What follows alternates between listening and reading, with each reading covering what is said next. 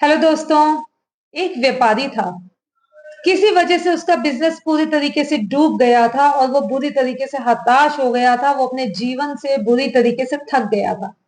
एक दिन परेशान होकर वो जंगल में गया और काफी देर तक वहां अकेला बैठा रहा। कुछ सोचकर उसने भगवान जी से पूछा, मैं हार गया हूँ, मुझे कोई एक वजह बता दो कि मैं परेशान क्यों ना हूं, मेरा सब कुछ खत्म हो चुका है।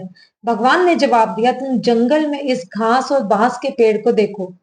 जब मैंने घास और बांस के बीज को लगाया, मैंने दोनों की बराबर देखभाल की, बराबर पानी दिया, बराबर प्रकाश दिया।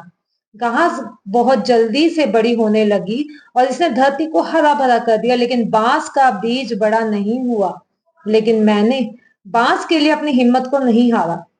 दूसरे साल घास और घनी हो गई, उस पर झाड़ियां आने लगी, लेकिन बांस का बीज वैसे का वैसे ही रहा।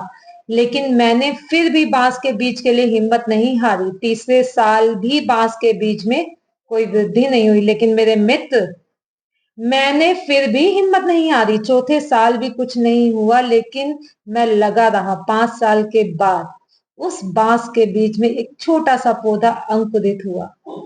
घास की तुलना में ये बहुत छोटा और कमजोर था, लेकिन केवल 6 महीने के बाद छोटा सा पौधा 100 फीट लंबा हो गया। मैंने बांस की जड़ को इतना बड़ा करने के लिए 5 साल का समय लगाया। इन 5 वर्षों में इसकी जड़ इतनी मजबूत हो गई कि 100 फीट ऊंचे बांस को संभाल सके। तो दोस्तों, जब भी जीवन में संघर्ष करना पड़े तो समझ लीजिए कि आपकी जड़ मजबूत हो रही है।